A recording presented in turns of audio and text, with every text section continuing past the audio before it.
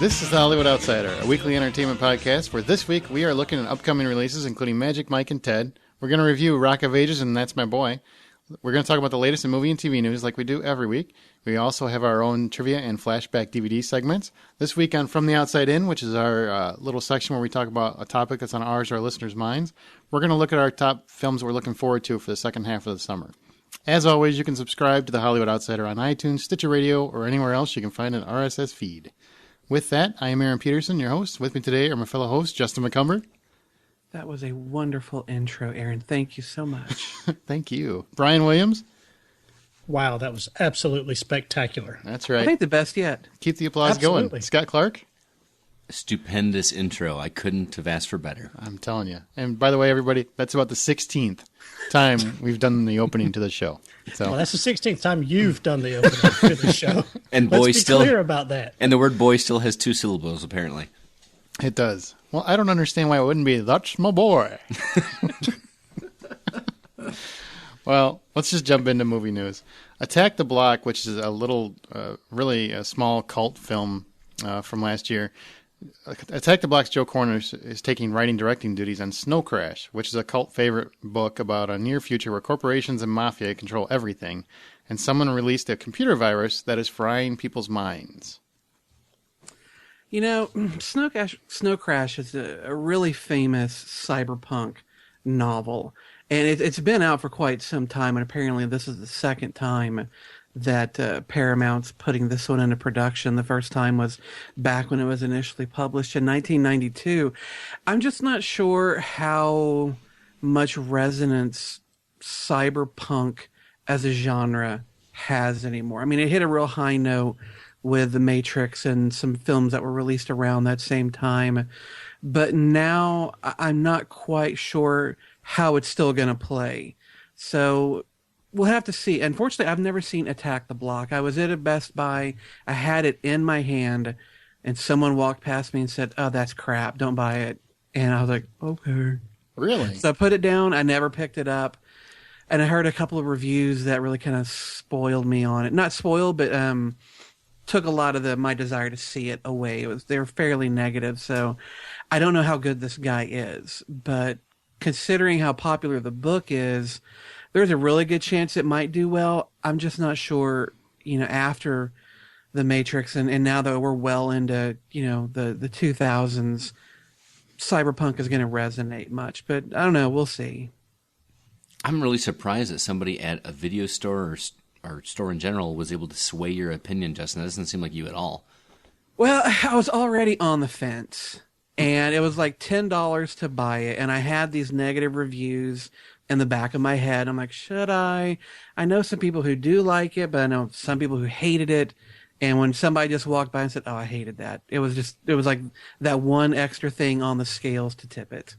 Normally, I am not so easily swayed, but I was in a swaying frame of mind. Now, for me, I'm like you. I didn't see this movie. I only saw the trailer. And when I read what this story was about, it seemed like a completely different tone from what Attack the Block was. I mean, it just seemed like a completely different story. Then I read the story a little bit more, and it says that the main character's name is, and I quote, hero protagonist. Yeah, I think that's pretty funny. Who is a computer hacker / samurai swordsman / pizza delivery driver. Shit happens, brother. I'm sold. That sounds fun. I want to see where this goes. I haven't read the book, but it sounds like a lot of fun. Yeah, it sounds like about 1,000 bad ideas wrapped up in one book. But that's not a bad thing necessarily. A lot of bad ideas make one good idea. You go so far to the bad side that you come back around to good. Exactly. Mm-hmm. I think it sounds fun. I want to see it because I like Joe Cornish. I really like Attack the Block. It's just he did a really good job with a really low budget and a pretty amateur cast. So I think if anybody can make this something interesting, it would be him. I think he's a really up and coming director. Well, Nick Frost was the only notable actor in that movie, wasn't he? And he's barely in that movie. Right. Yeah, he's barely in it. Well, in casting news, Jonah Hill, who is apparently in every movie coming out now, picked up a last-minute role in Django Unchained. And Walking Dead's John Bernthal, he played, what was the guy's name, Brian? The angry... Shane, thank you. The angry Shane from The Walking Dead. He landed a role as a drug dealer in Scorsese's latest Leonardo DiCaprio team-up, The Wolf of Wall Street. At this point, do we really need another Jonah Hill. Do we need Jonah Hill in another movie? No, he's already in every other movie that's coming out that I've seen. Yeah, I only want him back if he's fat, Jonah. Yeah. I mean, I still see him as. To me, I know he did good in Moneyball, but to me, he's still that nerdy fat kid. Mm-hmm. So I don't know if this really does a whole lot for me, but Justin secretly mailing him bags of Doritos and shit. Right. Is Tarantino becoming synonymous with Paramount? Because for this movie alone, they tried to get Kevin Costner, couldn't get him. He lands Kurt Russell, then drops him. Sacha Baron Cohen and Joseph Gordon-Levitt, he landed them. They dropped out. They've got 2 trailers out now, and he's still casting. Yeah, he's still filming. I mean, what the fuck's going on in Hollywood these days? That was my question, because we talked about that trailer last week, and they're still casting for this movie? That seems very odd. There's a lot more filming going on? It's because of when the shooting started, and they want to get advertising out as soon as possible. Mm-hmm. Tarantino will wrap it up before then. Okay. I have faith in him. He's one of the few directors I have faith in. He has never let me down.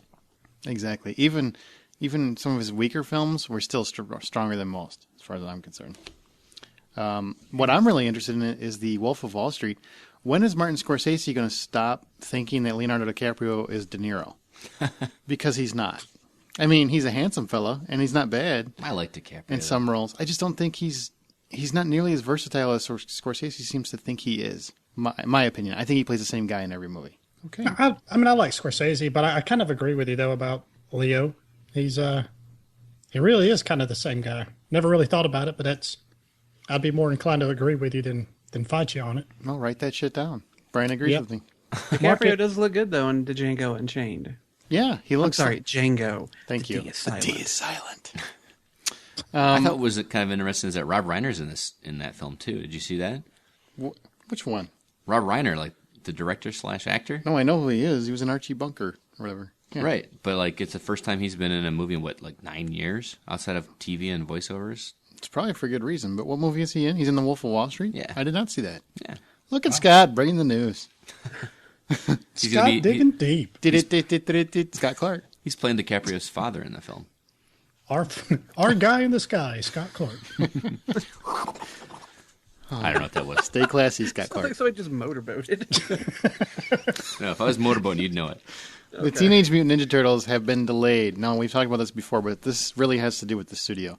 From 2013 to May 16th, 2014. And production has been shut down indefinitely. That's another Paramount film who did World War Z and G.I. Joe. What the fuck is going on? But seriously, is anybody really upset about this? Was anybody super excited No, about and that's why I said it's really not so much about the Ninja Turtles. Right. It's a Paramount. 3 movies in a row. It's the bigger picture about the studio. It's really more about the studio than the individual movie. It really concerns me because Paramount used to be a really strong studio. They had a lot of quality films. I mean, Godfather. They've been around 100 years. Yeah, they've been. What is wrong with their studio? Who is managing them right now? That they would have 3 films, and within a month's time, that one gets pushed back for complete reshoot or extreme story reshoots. One gets completely reshot. World War Z is pretty much reshot, and now you got Ninja Turtles, which is obviously a kids flick. How do you fuck up a kids flick called the Ninja Turtles? How hard can this be? I'll tell you how. They make it Ninja Turtles as aliens instead of... Well, yeah, because that's really going to screw that plot up. Yeah. No, it's almost like somebody got a job, like bullshitted their way into a job. And then they kind of, they're given their leash, their long leash, just, kind of do what they do. And then midway through all of these movies, management kind of comes in and says, hey, where are we standing with G.I. Joe? Where are we standing with Ninja Turtles? Oh, hey, we're at this point. What? Hey, we should be farther down the line with this. We still have to do all this other stuff. Wait a fucking minute. I can't help. And now they're scrambling to go, oh, crap, we got way too much stuff to do here. Mm-hmm. I can't help but wonder if they've just looked at 2012 as a complete wash and hey, we're going to put everything off for 2013. Well, they have to because all their movies are gone. I know. I mean, crap. I don't know. I don't know. Somebody's asleep at the wheel. Somebody's asleep at the wheel, and somebody needs to deal with that. Somebody in charge at Paramount needs to kick somebody's ass out right off the lot. Jesse Eisenberg, who is famous for playing fucking... Come on. Any role Michael Cera couldn't get? Mark Zuckerberg in Social Network. He's suing Lionsgate. Thank God, I almost edited that out. Now I'm keeping it. Is suing Lionsgate for falsely advertising the film Camp Hell as starring him when he was merely doing a one-day cameo to help his friends out. Yeah, I'm of two minds about it. On the one hand, the guy said that he stepped in to do this film for his friends, knowing that his name and him being in it was probably going to get it a bit more attention than it otherwise have gotten. So as just an act of friendship, he helped them out, came on, did one day's worth of work, made probably scale. And then he thought that was probably going to be the end of it. And now all of a sudden, Lionsgate, seeing that he's the only name of any real note in that film, realizes, well, hell, if we're going to get anybody to be interested in this even remotely, we're going to have to put his name at the top. Let's put his face front and center. And so now all of a sudden Jesse Eisenberg is being pegged as the star of this film that he did a little work on.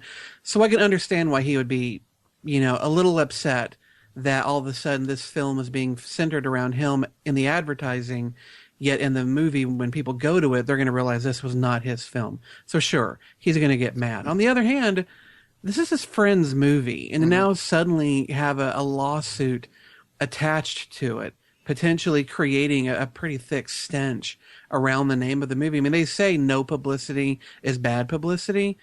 That's not necessarily true. I'm curious if he talked to them, his friends, and if his friends did anything to try and stop this, or if they were never even consulted about it. He's suing the people who are making his friend's film. That's a pretty big move. I'm kind of curious what we're not hearing. That is a pretty big move. I mean, if you look at the box, I mean, it looks like this is Jesse Eisenberg's movie. Yeah. It's got his giant-ass head on the whole box. Well, what's funny is I remember when I read this story, even before I saw the cover art again, I remember seeing this on the shelf at the movie stores. Really? I do. We still have movie stores? Yes. And wow. I mean, this was 5 years ago. But I mean, did this film, it wasn't enough, his face on the cover wasn't enough to make me go watch this movie. I haven't seen it. Have you, any of you guys? No. No. Well, I don't want to see it now because I know he's not the star. Hello. But I mean, even though that it was portrayed that he was the star, it wasn't enough to make any of the four of us go see it. Did this film do well enough to warrant a suit? No. I think it was straight to DVD. Yeah, it was straight to DVD. They filmed it in 2007, so this is even before he even really hit it. Before he became big. Jesse Eisenberg? Yeah. Before he became Michael Cera? I mean, I don't blame him. I can see his case, and I think he's got a pretty strong case. But I think you could also kind of make the case that he's kind of being a douche about it. Yeah, it's kind of a dick move. Mm-hmm. I mean, kind of, and that's kind of my point. I mean, it's the same thing as Justin's. Is he did this as a jest to to help his friend. So why wouldn't you just say, hey, whatever, go with it. Just if it helps, do it. But the what we're not hearing is kind of got my curiosity raised a little bit too. There's more of the story. I have two minds to this. One, I agree that it's kind of a dick move if you're trying to help your friends, and why are you complaining about it? Because you should know that they're going to milk you for all you're worth. Two, we've all been duped by this. When we've gone to the video store and we've seen a movie that went straight to DVD or something, and we had no idea what it was. But, hey, Richard Grieco is on the cover. That means he's probably in the movie. And then you get it, and he's really just got a cameo, and we're all disappointed. Richard Grieco, Yeah, that was your go-to. What was a Kurt Russell movie? Executive Decision with. Yeah, it was billed as him and Steven Seagal. Yeah, Steven Seagal. Seagal dies within 3 minutes of the opening. Right. Spoiler alert. Dude, Sorry, we talked Scott. about this last week. Damn it, Brian. Was that Speeder? Hey, sorry that I think we're outside the whatever statute of limitations on that one. It's I only don't know. Well, hell, if Prison Break is, Something then like I think 15 that's years old. safe. Jesus, he is so bitter. All right. Speaking of Jesus, Speaking of you like Jesus, how that's what the French call a segue. Paul Verhoeven, who did famously Basic Instinct, Starship Troopers, all classic Bible films, is taking on the most controversial film subject possible as he prepares to do a film on Jesus Christ, based on the novel Jesus of Nazareth, which he helped write. The film will also be written by Pulp Fiction's Roger Avery. This sounds like a clusterfuck. Jesus Christ. Did anybody else find it funny that the guy who directed Showgirls is going to be doing a movie about Jesus? I was trying to leave Showgirls out because Why? Yeah, it's That's good his film. crowning glory. I don't know. You know, what was the one back with the one done by Scorsese, The Temptation of Last Christ? Temptation of Christ. Temptation of Christ. I mean, that was more controversy than I can't say from experience. Was it more controversy than good filmmaking or? Yes, I would say. Yeah, I thought it was kind of a story. And I get the impression that this is going to be the same thing. It's going to cause a lot of controversy. I mean, they're talking about Roman soldiers raping Mary, which caused the conception of Jesus Christ. I mean, this is going to... He's basically, the book is implying that the Immaculate Conception never happened, that he's Right. a victim of a rape. Yeah, cue Fox News. Yeah. Seriously, I mean, that's what The it's war going on to do. Christianity continues. Yeah. Yes. Justin couldn't be happier. And it's written by Pulp... That's true. It's written by Pulp Fiction's Roger Avery. This is going to be the biggest... And directed by the guy who did Royale with Showgirls. gefilte fish. Yes. Jesus is going to get a hypodermic needle in his chest. Do I look all right? I don't know. Now, doesn't Paul Verhoeven, though, have I don't know if I'd say substantial, but he does movies that are, you might consider a little more artsy. They're just very often maybe not released here. I think released over in his native country, he does, non Starship Troopers-y type work. So I'm kind of wondering if maybe this might not be more of that vein of his career, but because it is about the big JC, that's what's getting it more publicity than his other work might ordinarily get. I don't know. I've seen a lot of his work, and I don't see anything that makes me have faith that he can do a good Jesus Christ adaptation. Have faith, no pun intended. That's kind of no pun and totally intended. I mean, it's supposed to be based on a book that he's written, and apparently he's been really fascinated with the subject of Jesus Christ and Ever since Showgirls. Debunking. Apparently, in the book he debunks the miracles, but he really kind of gives him props for being a visionary as far as ethics and morals and principles and stuff. So it's one of those, we're knocking him down, building him up type of things, and believe what you want, I guess. But I Celebrate him as a human, not as a divine not as figure. a divine figure, right? I don't know, but it seems But like what I'm curious about though is where has he gotten all this information over the last 20 years? What else can they possibly find about the life of Jesus that hasn't been brought up in the national media? I don't know. Guess we'll have to find out. You know? Better not let Mel Gibson find out about this shit. All right. Wanted's Tamir Bekmambatoff. Did I get it? You did that much better than you do normal names. well, there was no R's in it. Yeah, so. that's true. He says that a Wanted sequel is finally moving forward, and they're going to be focusing on the Wesley character. Because, spoiler alert, Angelina Jolie is still dead. Wow, we're just spoiling shit left and right. Nothing sacred on this show. Oh man, look out! I'm glad to see this. I thought Wanted was a good movie. I know I've got some serious man love for TB, and What? well, TB is a little bit easier to say than Timur Bekmambetov. So is tuberculosis. Thank you. Oh man, but he's one of the best directors out there as far as visuals, special effects, creative, crazy environments, and that was one thing I liked about Wanted was that he took a few of his scenes from his Day Watch and Night Watch movies, and really kind of boosted them up with bigger budget tweaks and put them in that movie Wanted.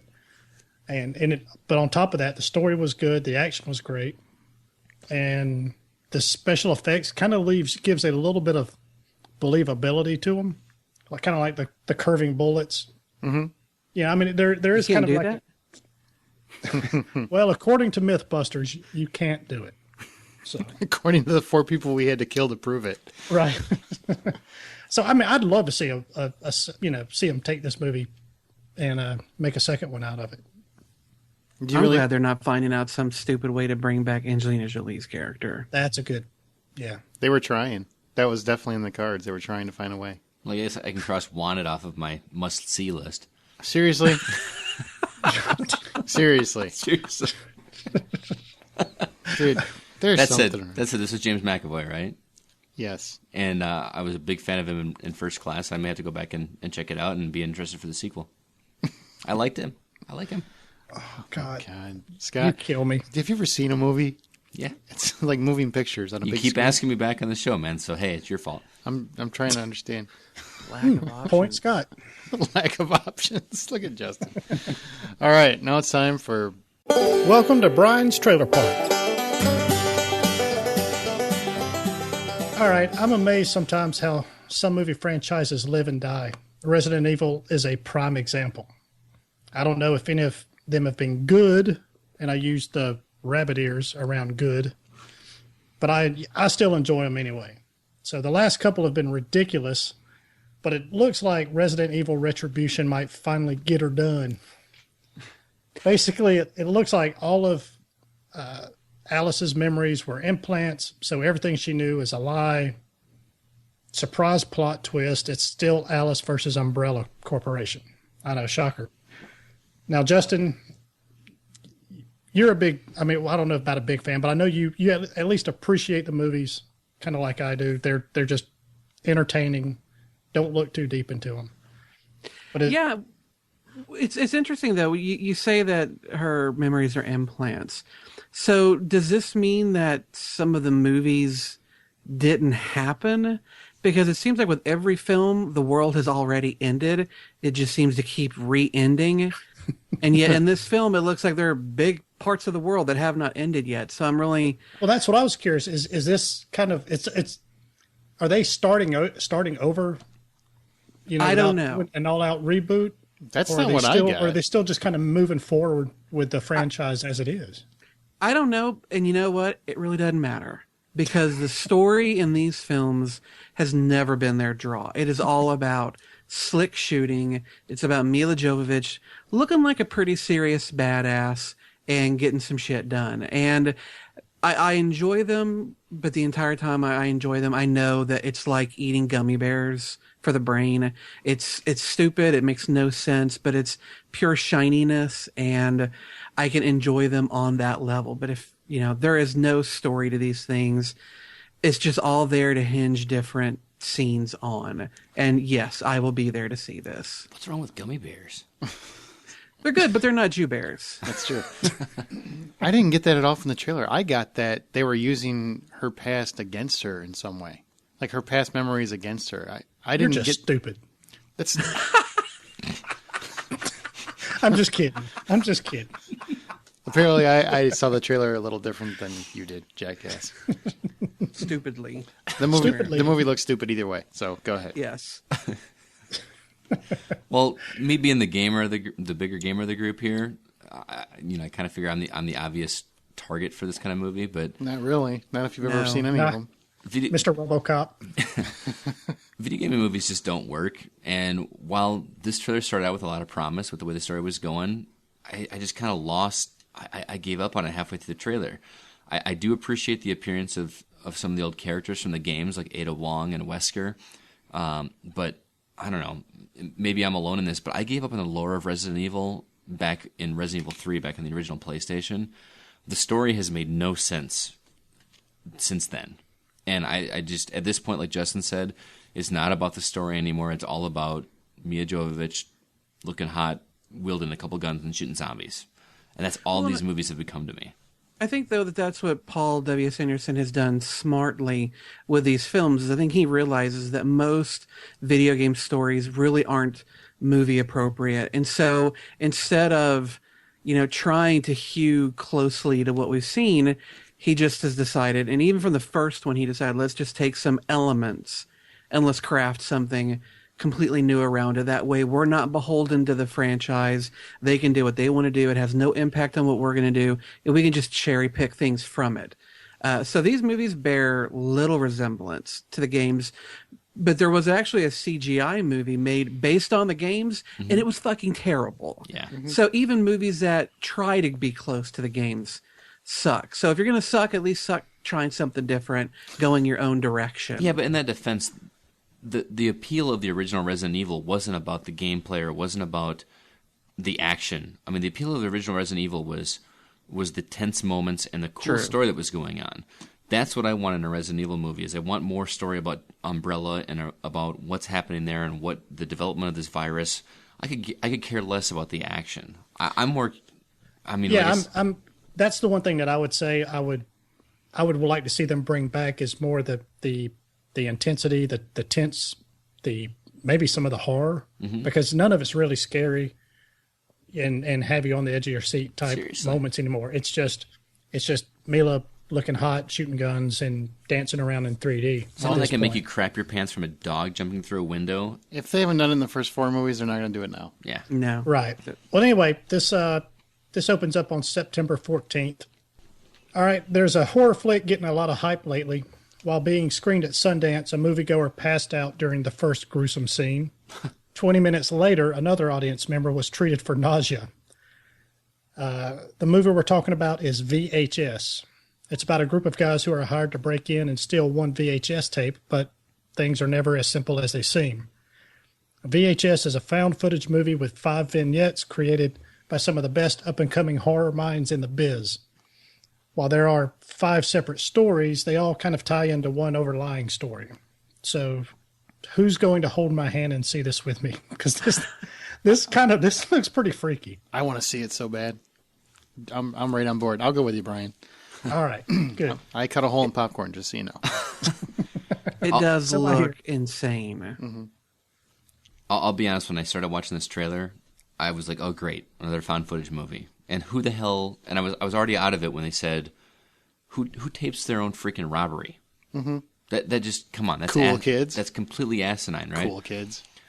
Then halfway through the trailer, some of the most insane stuff I've ever seen in a trailer happens, and I'm on board. This looks fantastic. There was Well, yeah. In fairness, it is a red band trailer, so they do True. show more than what your True. average trailer can show. But I mean, the things that don't deserve a red band trailer. There's one scene in particular where they took a close shot of a door, and Yeah. the window pane itself started like collapsing in itself. That I don't know why that disturbed the fuck out of me, and I can't wait to see this movie. This looks fantastic. I like how you're trying to catch yourself like your mom's listening or something. Like, that just She might disturbed the be. fuck out of me. I just think it's a really clever concept, and I've heard a lot of scuttle about it. My brother even mentioned it to me at one point. Yeah, but Brad loves this. Yeah, and trust me, my brother loves disturbing movies. So as soon as he mentioned it, I'm like, well, this is going to be fucked up. And it is. The trailer looks really interesting. And I'm kind of burned out in the found footage genre. This makes me want to go see another one. Yeah, I'm kind of burned out on it too. As long as it's not like Cloverfield, where that's what makes you nauseous is the camera jiggle, then I'm fine with it. But it does open early on demand on August 31st, and then it opens nationally in theaters on October 5th. So I will definitely have a review for you guys before then, because I'll watch it same on here. demand. I will too, definitely. I don't know. This is one of those types of movies, though, that's really like the Paranormal Activity is almost best experienced in a group environment. I'm with Justin on that one. I'll invite like 20 people over to the house and watch it. There you go. All right, well, go to the HollywoodOutsider.com to check out these trailers and more. And we want to hear what you have to say, so holler at us in one or all of 3 different ways. Our email is feedback@thehollywoodoutsider.com. All right, go to facebook.com/thehollywoodoutsider and post on our wall. And you can tweet us at H_outsider. Semi-nice job, Brian. Yeah, you can edit that shit. Smooth as butter. Oh, boy. Okay, each week... After your half-hour start, you got no room to gripe. I think he's got one. It's not very nice. According to everybody listening, it only took me one time. Bam. Stump the HO. Stump the HO. Each week, one of our hosts poses a trivia question to the remaining hosts in an attempt to stump their fellow hoes. HO stands for Hollywood Outsider, not actual prostitutes. This week, it's Scott's turn, and he's already prefaced it by telling us it's a half-assed question. Thanks for calling me out there, man. I You're appreciate welcome. it. All right, so we're going to be talking about the movie Brave, which is coming out. So with the upcoming release of Brave by Pixar, it seemed only fitting to bring to light a Pixar-themed Stump the HO question. Not long after Pixar's first full-length feature film, Toy Story, put them on the map, the company's animation system was a poor seller and threatened to send the company into bankruptcy. Which of the following saved the company, financially speaking? and paved the way toward the blockbuster release that spawned 2 more than successful sequels? Was it A, a series of computer-animated commercials for name brands like Tropicana and Listerine, B, a series of short films, which later became a staple at the beginning of each subsequent theater-released film, C, a short-lived and failed animation television series centered around the lives of vegetables living on a farm, or D, animated commercials sold to theaters that reminded customers of the need to keep quiet during a feature. Aaron? Veggie Tales. Whatever the fuck that was. C. That was the longest question in the history of the show. Veggie Tales. Whatever that. C. How about you, Justin? Yeah. Or Brian? Yeah, I'll go with. I was going to go with Veggie Tales also. All right. How about you, Justin? My natural inclination was to go with C, but since these 2 idiots took it, I'll go with D. What the hell? D. All right.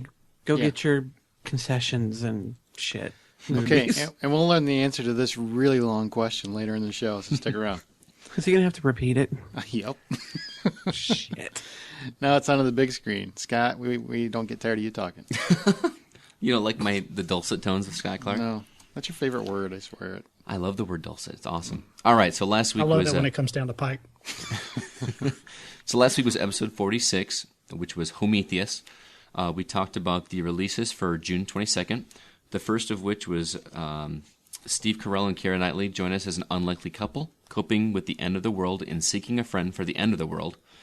Also, Aaron, Justin, and Brian all chose Abraham Lincoln Vampire Hunter, which is a dark spin on the secret life of Abraham Lincoln, our 16th President of the United States, who slays vampires while not working his fingers to the bone in the White House.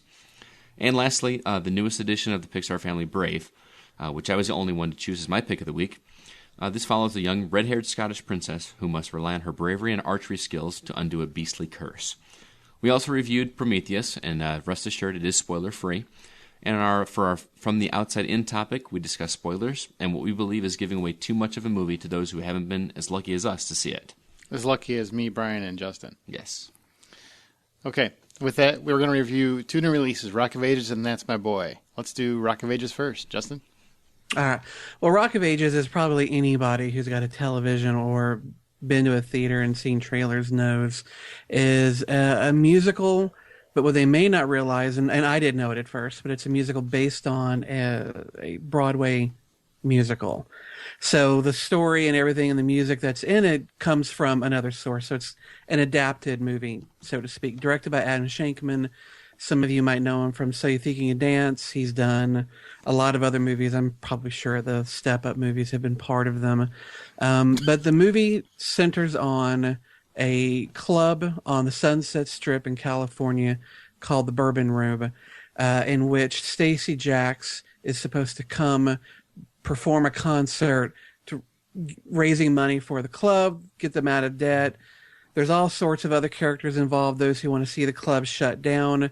But the movie really centers on 2 people. The first one is a character by the name of Sherry Christian, who is your wide-eyed girl next door, farmer's daughter type, played by the just stunningly gorgeous Julianne Hough. Word. Oh my God, she is breathtakingly good looking in this film. But she has come to Los Angeles to pursue a career. They never really quite say what that career is, whether it's acting or singing. All you know is you see her on the bus heading into town with a suitcase full of albums of hair metal gods and whatnot, and she's kind of looking through them. So, and she says that she sings in the movie, so it kind of lends you to think that she wants to be a singer, but it never really goes too far into it. But she's not in town for 5 minutes before somebody already rips off all of her stuff, leaving her basically standing there with nothing but the clothes on her back. But somebody who sees this occurs is a bartender at the Bourbon Room. Character is performed by a guy named Diego Boneta, who is apparently quite the star down in Mexico. He's starred in one of those telenovelas. He's put out several albums. He's got quite the career going. I would never have known that from watching this film, because the character he plays, Drew, who's this wannabe rocker, but just a bartender in the club, he sounds as true blue American as any other character in the movie. So there's that. But these two characters form the heart of the movie. Around them is, of course, Tom Cruise. Everybody's seen him in the trailers, playing Stacey Jackson, and an aging rock icon who seems kind of lost in his own legend now. His manager, Paul Giamatti, playing, once again, he's playing the slimy character who's kind of up to no good. But the movie is really all about the music, and it's all about these characters singing. And as a musical, everybody in it sings at some point. Lots of dancing going on. I'll save my opinion for the film. I want to first hear, Scotty, what you think of it. You and I are both real big hair metal fans. Mm-hmm. I make no bones about my love for that genre of music. You don't either. Did you like this movie? Did it give you its best shot, or did it just kind of leave you lying in the gutter wishing you hadn't seen it? Well, I'm going to start off by talking about what I disliked about this film. Number one, the lip syncing in this movie really bothered me. Anytime you have a musical that is traditionally on stage and then brought to film, you have the same kind of thing with even like with Glee on TV. I don't understand why they can't get lip syncing right. Everybody in this movie, except for Tom Cruise and Mary J. Blige, looked like they were acting these words out instead of singing them. Mm-hmm. To me, it would make more sense for them to actually be singing these lyrics instead of speaking in them or mouthing the words like it's apparent that they're doing. That bothered me. With that, everything that happened between the choreographed musical interludes in this movie made me completely bored. The story was cliche as cliche could be. I didn't care. I just couldn't wait for the next part where it was going to be a recognizable song from the 80s that I loved. Everything from the costumes to storylines to characters to acting in this movie was cheesy as hell. With that said, I enjoyed the hell out of this movie. The recognition of music that I've known and, like Justin, have loved for years and been played to audience ears for years, it was awesome. It's original music, or it's not original music, but it's done in original fashion, so to speak, with different singers. I don't know. You never get bored with a song because they don't play the whole thing. They just play a short portion of it. The choreography with a lot of the music was brilliant, especially with the ones with Catherine Zeta-Jones' character, who plays the sort of she's married to the mayor. She's very Christian oriented. Hates Stacey Jacks because she's very sexual, that kind of thing. But the choreography in her scenes was awesome. Tom Cruise, how can you not just eat him up in every scene that he's in? He's so entertaining to watch because he's completely spaced out, but so much fun to see. He's just basically, to steal a line from Christmas Story, electric sex on a TV show or on a movie. Excuse me. He's so entertaining to watch. There's so many laugh out loud moments in this movie. Russell Brand is surprisingly entertaining. I'm not a huge Russell Brand fan, but he fits so well with the 80s vibe. Basically, if you're a fan of the 80s culture, 80s pop culture, you're gonna love it. If not, you're gonna hate it. Because for what it is, it's cheesy as hell. It's super cliche and story. The music featured is considered pop by today's standards, and a lot of people, outside of people like Justin and me, make fun of it, which is why I think this got a lot of poor reviews. But man, it was so much fun. And seeing Mary J. Blige sing Any Way You Want It was awesome to me. So it's like celebrity karaoke. Sorry, kind of.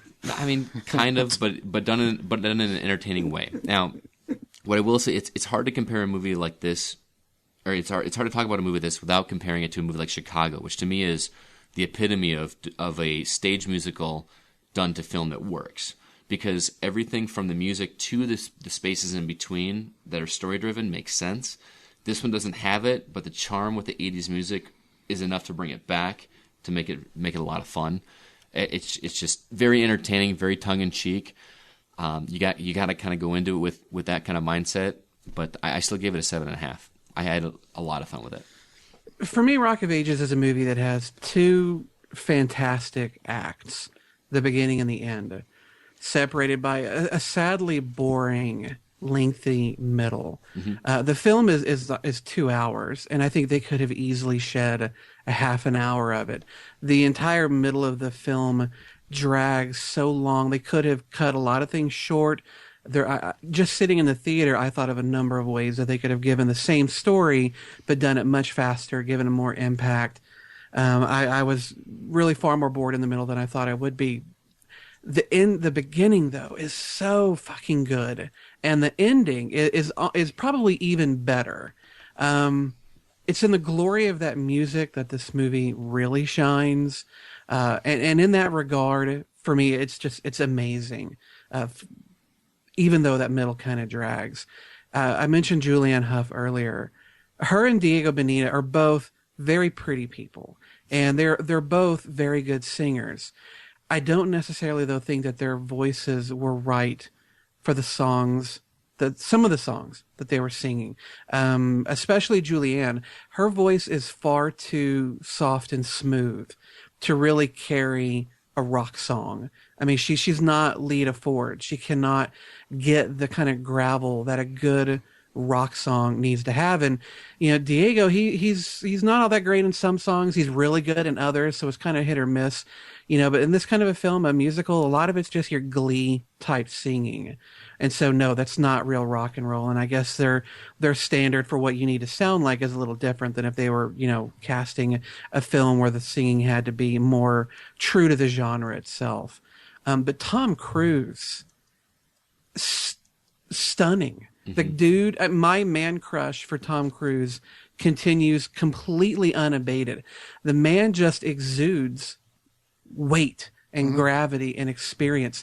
No, he's not an aging rock star, but he has been a celebrity of one of the highest caliber for decades. And so I'm sure the man knows what it's like to have lived a lot of years with a lot of expectation and a lot of people around you that are asking a lot from you. So what he brought to that role, I was riveted every time he was on screen.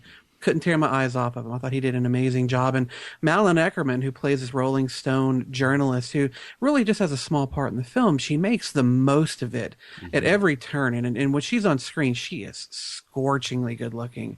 And she performs quite well. The only person that I didn't like, and it's funny that you say how much you did like him, I didn't like Russell Brand, and I normally do.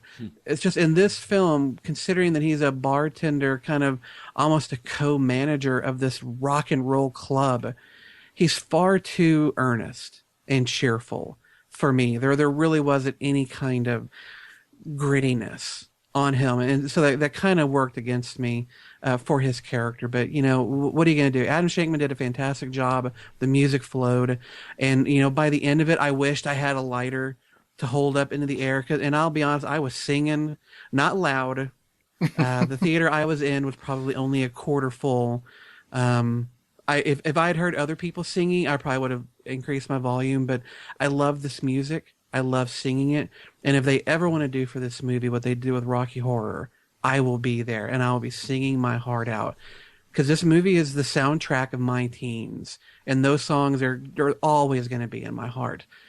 I just wish they'd have found a place to put Great White's Once Bitten, Twice Shy in there. For me, that was the only 80s hit that I kind of felt like was missing. So for me, I give it an 8 out of 10. 8 out of 10 from Justin, and you gave it what, 7.5? 7.5. Okay. That's Rock of Ages. I saw That's My Boy. So my wife said... That's my boy. That's my boy. Hello, my honey. Hello, my darling. Hello. Sorry. That's my boy. My wife wanted to take me to a movie. I wanted to see That's My Boy because I like Adam Sandler. I always have. I've always thought he was funny ever since Happy Gilmore. He just makes me laugh.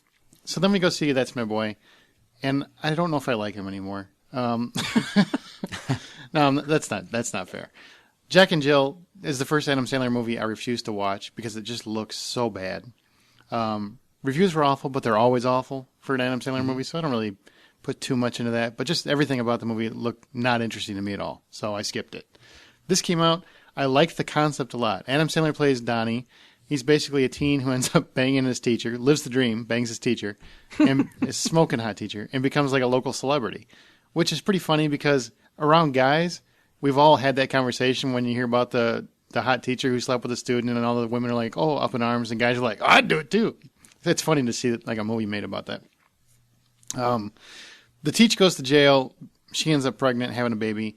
Adam Sandler has to raise that baby with the mind of a teenager who's also becomes rich way too early, et cetera, et cetera. Fast forward a few years down the road, Donnie's desperately in need of money, or he's going to go to jail because he hasn't been paying taxes the entire time he's been making all this money as this little celebrity that banged his teacher. So he tries to chase down his illegitimate son, Todd, who's played by Andy Samberg, to try to get some cash. Basically, if he stages a reunion with his son, Todd, and the mom, who's still in prison, because she got the maximum sentence because she wouldn't admit that there was something wrong with their relationship. If he makes this happen, he'll get all the money he needs to make his debt go away. But unfortunately, his son has basically changed his name, changed his life. It doesn't want anything to do with either one of his parents because of the whole thing he's had to deal with his whole life and how immature his dad was, and et cetera, et cetera. Hunts him down, and of course, his son Todd is right on the eve of getting married. No coincidence at all, just random. So he decides to hang out with Todd, tries to bond with him. You guys can figure out the rest of the movie, right? It's pretty simple. Okay. No spoiler alerts, Scott. I don't want to ruin it for you. The problems I have with this movie are so simple. Adam Sandler goes in and out of character, like he can't decide what kind of movie he wants to make. In the trailers, you see that annoying voice he does, like he used to do in all of the Saturday Night Live skits and everything. That's a prominent part of the movie, but only part of the movie. The other part of the movie, he's talking like Adam Sandler as a worn-down old guy. It makes no sense. He can't. It doesn't seem like he can. It's like if you watch Waterboy, and in between Waterboy, he was Happy Gilmore. He couldn't decide which one he wanted to be. That's kind of how this movie feels. I mean, he goes back and forth and back and forth. I had a hard time with that. Andy Samberg, you're not going to be impressed with him. He's totally the straight man. He's not the Lonely Island. Andy Samberg, he's not funny. He's really just a straight man that Adam Sandler bounces off of.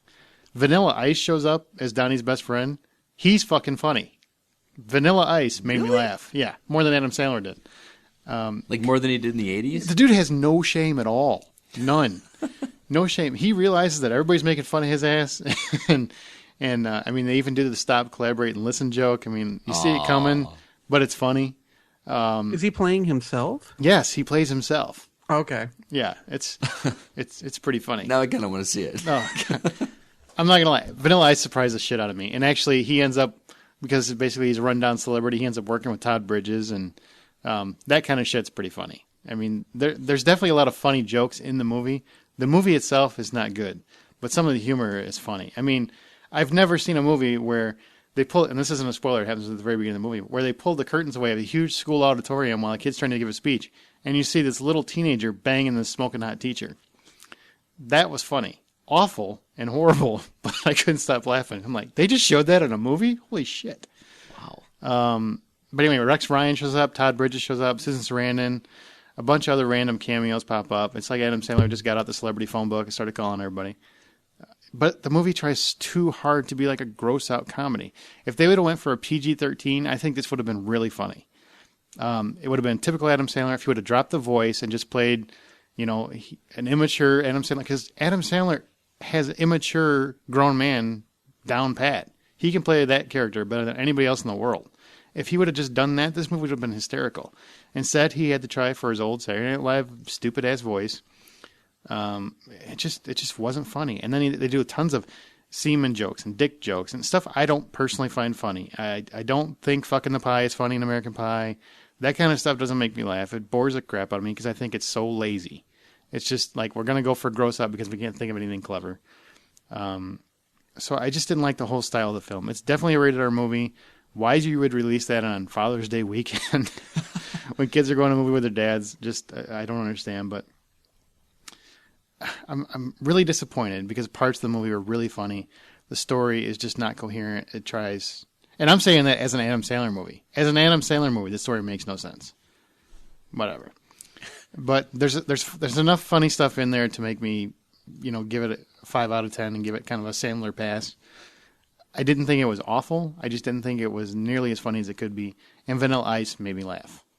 So, there you go. That's my boy.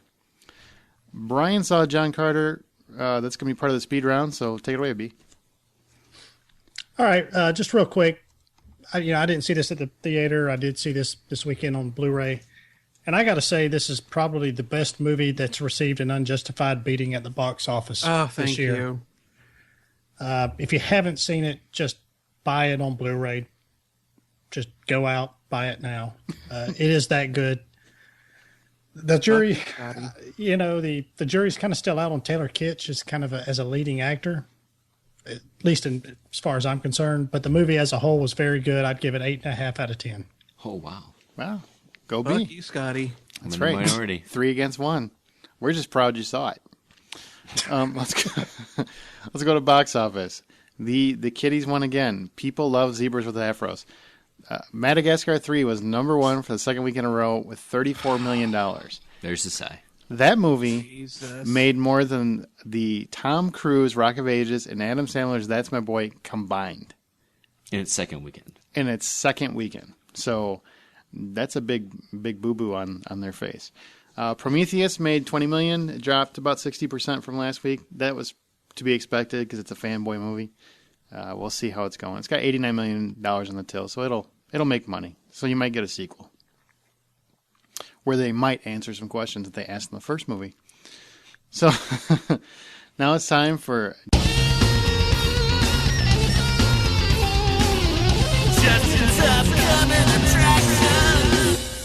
All right. We have got 4 films we're going to be talking about. These films come out on June 29th. First one is called People Like Us. It's a drama directed by Alex Kurtzman and his directorial debut. Written by Kurtzman, Jodie Lambert, and Roberto Orsi. 2 of those names, being Kurtzman and Orsi, you might recognize from Star Trek and other J.J. Abrams joints. I don't know if Abrams has anything else to do with this film, but they definitely have worked with him on several projects. This one tells the story of a struggling man played by Chris Pine, who after flying home to L.A. for the funeral of his estranged record-producing father, discovers that the will stipulates that he must deliver $150,000 in cash to a 30-year-old alcoholic sister played by Elizabeth Banks he never knew existed, and her troubled 12-year-old son. This is some heartwarming shit. What do I think? Aaron, what do you think? Because when I think heartwarming, you come straight to mind. wow. I really want to see it. That was sarcasm, by the way, but go. I know it. It was very subtle. Mm-hmm. I want to see it. I really like Chris Pine. I like Elizabeth Banks a lot, and the story sounds interesting to me. I realize that not many people are going to want to go see it because there's so much else out, but I'm a huge fan of Chris Pine. I really want to see it. It looks interesting. I like that in the summer we actually have a relationship drama coming out. There aren't many of them out there. I don't count Magic Mike as one. So I'm looking forward to it. There you go. Surprised? No, I've got no interest in it, but good on you, man. Good on you. Way to be positive. Heartwarming. I'm glad to see it. All right, this next one is Medea's Witness Protection, supposedly a buddy comedy, written, directed, and produced by this little-known guy named Tyler Perry. This is going to be the 14th film for Tyler Perry to produce, the 7th in the Madea franchise. Character named George Needleman, played by Eugene Levy, who, goddamn, what is he doing in this movie? As a high-level CFO at the center of a Ponzi scheme in New York City, he's being accused of spearheading the scheme involving the mob and has to enter his family into witness protection program. The program's location is a place that absolutely no one, including me, will think of to look for them. Medea's house down south with her brother Joe and nephew Brian. Speaking of Brian, this film seems totally tailor-made for you. Tell me you love it. Yeah, you obviously don't know me very well, do you? So, no, the Madea movies, I know they're hugely popular. They're just not Good. yeah. And they're just, they're just not for me. I mean, I just don't have any interest in seeing them at all. So I will be passing on this one, but somebody's going to see these movies. They're still, They must be, 'cause they're this is making a lot of money. what'd you say? This is the 7th one, Mm-hmm. 7th Madea movie. Mm-hmm. So, I mean, it's almost as many as those Ernest Scared Stupid movies. Well, no, to be fair, I mean, they are serving a demographic that is kind of underserved right now, which is the African-American community. My wife and daughter both love Madea. I don't know why. I don't find them funny. I've tried to watch like 3 of them, and all I could think was, that's a guy in chick makeup. Yeah. I didn't get anything out of it. But they are hugely popular. We're definitely in the minority on this one. Yeah. He is funnier than Martin Lawrence in Chick. Yes, he is. Yeah, I'll give you that. Well, I got nothing against dudes in chick wear. I mean, I'm a Monty Python fan from way back, and they wear dresses practically in every role they do, even if it's not a female. The more that I see little snippets of these movies, the more it strikes me that yes, they're made for an audience. I just wish that audience demanded better, because the writing in these films is so weak. It's great that a film is made for an audience. Just don't fucking pander to them. Give them good shit. And I don't think this is that good stuff, but can't judge, won't judge. I never judge. We can judge. It's our podcast, but go ahead. The third film we're going to talk about is Ted. It's comedy written and directed and produced by Seth MacFarlane, of Family Guy, American Dad, The Cleveland Show fame, and stars himself as the voice of the title character. John Bennett, played by Mark Wahlberg, is a perfect, normal Boston native whose childhood wish for his teddy bear to come to life comes true. The bear, Ted, remains his best friend into his adult years. Conflict emerges when Ted's irresponsible and vulgar slacker lifestyle comes in the way of John's attempt to embrace adulthood and his love interest, Lori, played by Mila Kunis. I'll speak for this one. I'm a big MacFarlane fan. First thing I ever saw of this was that Red Band trailer, and I was fucking sold. I don't know if I'm going to go to the theater to see this one, but I'm definitely going to be seeing it at some point. I like MacFarlane, yes. He does basically Peter or Brian and every other character in Family Guy as Ted. I don't give a shit. The dude's funny. The movie looks funny. I want to see it. Who's with me? I'm right with you, man. I'm going to be seeing this on probably opening weekend because I love seeing this kind of comedy with a group of people and laughing out loud and not having to be ashamed of it. I'm all on board. And you and me are going to be Thunder Buddies? Yes. We'll FaceTime like we did for Rock of Ages. Yes. Awesome. It does look funny. It looks stupid as shit, but it looks funny. Yeah. Yeah. Yeah, I'm on board. Oh, I'm sorry, Brian. Did you have something to add? Were you here over still? here? Yeah.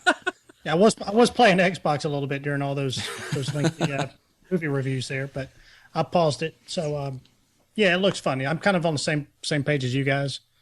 Looks funny, I think this is one. There's not many comedies that will draw me out to the theater, but this is, I think, one of them. I think experiencing this with a group of people is definitely the way to go.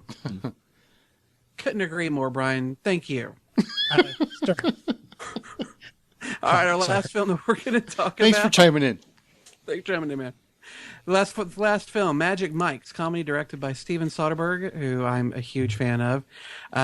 Stars Channing Tatum, Alex Pettyfor, Matthew McConaughey, Cody Horn, Joe Manganiello, and Matt Bomer in leading roles. Veteran stripper Magic Mike, played by Channing Tatum, teaches a novice, Pettyfor, who I recognized vaguely from that I Am 4 I Am Number 4. movie. Yeah, I Am Number 4. Teaches him about the occupation of stripping while seeking a lifestyle outside the world of stripping with the help of his protege's sister. They work at the club Exquisite, which is owned by the former stripper Dallas, played by Matthew McConaughey. Of all of us, I think, Scotty, you're by far the closest to being able to pull off stripping. So please, Scorching Scotty, tell us what you think. Wow, not where I thought you were going to go with that. But Can I call him Destiny? I appreciate the sentiment there. Well, you want to look good naked, and that's why you're fucking running everywhere. Yes, exactly. Not this week. But anyway, this is one of those trailers that it was actually played right before I saw Rock of Ages this weekend. Mm-hmm. Kind of a sparse crowd in that theater this weekend. Or not this weekend, but last night, actually. When this trailer came on, there was a lot of snickers and laughs, but yet a lot of upheaval from the female audience members in the crowd. This is a movie that is going to be plagued by the fact that it's about male strippers. And for that, guys like me are the only way they're going to get away with seeing this movie is if we're going with our female counterpart. Because your beard? Yes. This movie is based on male stripping, yes. It looks like it's got a pretty interesting story, though. It's Showgirls for girls. No, it's not. It looks It looks quite a bit deeper than Showgirls. No pun intended. God. Keep going. Keep going. God. Keep rolling. That said, I don't know if I highly doubt I'm going to see this in the theater just for the sheer embarrassment of being one of 3 guys in the theater that are there seeing the movie just because whatever chick they're with is going to be randy enough to do what they want to when they get home. I still think it looks pretty interesting from a story standpoint, from what's actually going on. The fact that it's based on Channing Tatum's life a little bit is kind of interesting, but I just don't know if I could suffer through the looks walking out of that theater seeing this movie. But it looks pretty interesting. Fuck you! I'm going wearing breakaway pants, and I'm just gonna wait outside the door. Like the guy in Jackass. I'll just be waiting. I'm like, how's it going, ladies? You can't have them, but I'm here. I don't know if that starts. You just gotta stand up, jump up front, and just whip them pants off. I'm going to. I'm doing it. I want to see it. I don't care what anybody says. I want to see it. It looks awesome. Soderbergh is awesome. He's a great director. He makes really stupid plots seem interesting. He took Haywire, which should have just been a straightforward action movie, and made it into something quirky and interesting, in my opinion. Just everything the guy does is interesting. I don't think he would take this if he was just going to make a Verhoeven mistake, and make Showgirls. I said that earlier, but I don't actually think it's going to be like Showgirls. I just meant there's going to be a lot of women going just because they want to see some penis. Or some nice butt cheeks and, There's supposed to be some nudity in this. I'm not looking forward to that part of it, Scott. I actually want to see the movie. Yeah, okay.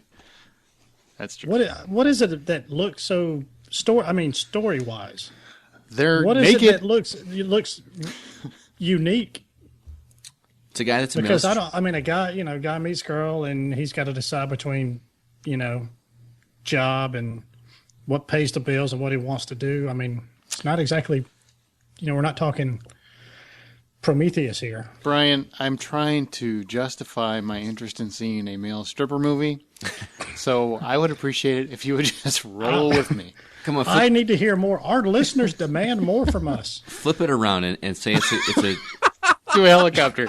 It's about the listeners, man. I'm telling you. Smack it up, flip it, and flip the story around and let's make it about a female stripper that is trying to come to grips with a guy that she's trying to date, and all of a sudden we're probably a little more interested in this, right? Because we're guys, we like boobs. No, I actually want to see it strictly because of Soderbergh. Honestly, no, and that's if this was reversed, I'll be totally honest with you. If it was reversed and this was a woman's movie, like with Demi Moore, let's say, I would have no interest in it whatsoever. I just like striptease. Demi Moore was naked, didn't care. I didn't want to see it. It looks stupid. Showgirls, I have no interest in it. It's good because it's fun to snicker at, but it's not a good movie. It's not interesting. Mm-hmm. I want to see it because Soderbergh's behind it. Channing Tatum's in it. Matthew McConaughey's in it. I don't think these guys would sign on unless there was a lot more to the movie. So, Brian, to answer your question, I'm going because of the pedigree. I'm sorry. I'm not going to go, but I'm going to go. You know what I'm saying? I'm going to go see the stripper movie because of the pedigree. It's really that simple. I have faith in the people behind the camera and in front of the camera. Shaking it. You guys are so I hear you, Liberace. repressed. We're so what? They're so repressed. And I like I penis. want to go see this film, and I don't give a fuck who's at the box office or who's standing outside and sees a lone guy go walking and see this film.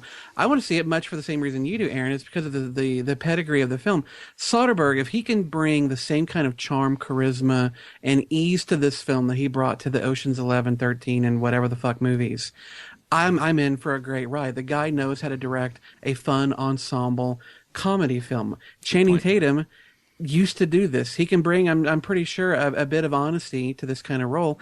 The guy actually also seems pretty charming from the trailers that I've seen of it. Everybody involved looks funny. And for guys to say, well, I'm not going to see this movie because I'm afraid of what other people are going to think, to me is fucking ridiculous. It is a film. It's going to have some half-naked dudes in it. So do a lot of other films. It looks like a fun movie. It looks like a very breezy film. And for that, Soderbergh, I'm in. And fuck anybody who wants to make any kind of guesses or jokes at my expense. Ooh. Go tend to your own garden. Don't tend to mine. Wow. Done. Dropping the mic. Okay, then. All right. You want to wrap it up then? Dropping the mic, guy? Well, there you go. We got People Like Us, Medea's Witness Protection, Ted, Magic Mike, all opening on June 29th. And that's your upcoming attractions. What about Picks of the Week? Picks of the Week. I picked Ted. Oh, shit. Which one are we picking? I forgot. It's only been like up in my own indignity. 47 episodes. It's all right. It takes you a little bit to get used to the format. Shit. Yes. Our Picks of the Week. Ryan. I'm going to go with Ted. I think it's pretty obvious what you two guys pick. Aaron? I'm picking Magic Mike. All right, Scotty? I'm picking Ted. I'm with Brian. All right, well, Aaron, you and I, we're going to go see Magic Mike. Let's do it. We're going to learn us some tricks. I'm going to do the helicopter dance. That's right. What's this movie? What's this movie? Each week we like to play a little movie quote that one of our hosts pick out and see if you guys can guess it. We play the clip, and then anybody that thinks that they know what the answer is can email us at feedback@thehollywoodoutsider.com or tweet us at h_outsider. Last week's answer was Easy Rider. It was kind of a hard one. Several people did not get it right. Gave a couple clues, and still a few people didn't get it right. So it was pretty hard. So I'll give you credit. Was that Brian? It was Brian's choice. Yep. Those that did get it right, and this is my favorite signature line, Gringo in Hawaii, Benjamin M. and Sean M. So congratulations to you guys. You are better than I was because I had no fucking idea what that was. Scott M. didn't get it? He did not. No. Was this like the first week? If he did, I did not see it. So this week it is Justin's pick for What's This Movie. Now, if you think you know what it is, make sure you email us or tweet us, and we will play your name next week. Here you go. Hey, baby, we're rich. What do you say we take a trip? Hey, just the two of us. I'd like to, Harry, but I've made other plans. I'm taking it all. Pull over.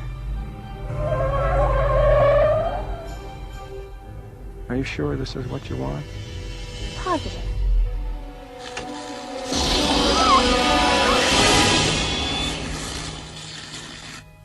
Pretty, but dumb. Okay. If you think you know what that was, then email us at feedback@thehollywoodoutsider.com or tweet us at h_outsider. Okay, now let's go to the couch, where we talk about the latest in TV and home video news. This week, and this is not a spoiler, but since we brought up spoilers last week, we just want to give you a quick heads up. If you really want to stay 100% clear of the Walking Dead spoilers, skip ahead 2 minutes. Okay? Okay. Walking Dead producers have offered up a still of showing the return of a beloved character, which is Merle, played by Michael Rooker. Yeah, I'm glad to see him coming back. His story was left open. You never really heard what happened to him. And he provides a character that you can hate. You know, the thing with Shane was you kind of liked him and even kind of understood a couple of areas where he was coming from, but really you knew he was a little bit off his rocker, so you just didn't like him. But Merle is a guy that you can hate. And with his brother that's been ingrained in the group here for so long now, you can see that there's definitely going to be some drama back and forth with him. So I definitely, I'm glad to see him back on board. Yeah, I thought he was going to show up last season, actually. You think when he shows up, he's going to go, "Let me give you a hand." Get it? Because it took his hand off. Yeah. We see what I did there? Yeah. Oh yeah. Did Aaron write that one for you? Because He did. Okay. Sounded like one of his. Oh yeah. Kiss my ass. That's an all-day job, and this day's half over. You know what? Oh, dick. Oh, that's a classic burn. Boom. Remember that? Drop my mic. I'm out. All right. Now we're done with talking about Brian's cousin Merle. NBC has enlisted General Wesley Clark for Stars Earn Stripes. It's a reality show where real military puts celebrities through military drills to earn money for charities. You know, my knee-jerk reaction is to be completely uninterested in this because I feel like the 15 minutes of fame that some of these people have gotten, somehow they have stretched into half an hour, way past the point at which we should have long forgotten that these D-list, E-list celebrities even existed. But there's a part of me that yearns to return to those days of the Battle of the Network Stars and those sorts of shows where you got to see celebrities kind of get down in the mud and soil themselves for our entertainment. So to have this kind of a show out, it kind of has me interested. I'm just, General Wesley Clark, who is going to be hosting this show, I just have to wonder how did they kidnap a child? And is that how they've got him to do this show? Because I always thought kind of highly of the guy, but to now do a show like this, I don't know, kind of tarnishes his reputation just a little bit. It seems a little silly for a guy of his position. I mean, the guy was the former Supreme Allied Commander of Europe for NATO. Mm-hmm. But I don't know. We'll see. It's got Dean Cain in it. I'm always out to see what he's up to now. I've really missed Dean Cain. Yeah. What was Slater from Saved by the Bell. Saved by the Bell? Was he busy doing something else? He's occupied. I don't know. Do y'all remember the Battle of the Network Stars? Yes, I think it was on that's ABC exactly what ago. I thought of too. Yeah. Yeah, I actually referenced that when I said this, but y'all obviously weren't listening. Arsenio Hall is getting another shot at a late night talk show. What do you guys think of that? This kind of made me Can I laugh. get in the dog pound? I can't. Speaking of reality shows, Arsenio Hall won The Last Apprentice, if I remember correctly, right? Spoiler alert, motherfucker! Yeah, pot kettle black. I can't help but wonder if this has. I mean, if we talk about these reality shows and being staged and that kind of thing, if he hadn't have won this, would he be having a shot at his own late night show again with this? Does anybody even remember Arsenio Hall except for those that were at least teenagers in the 80s? All I remember from Arsenio Hall is Yeah, the dog pound. Hello.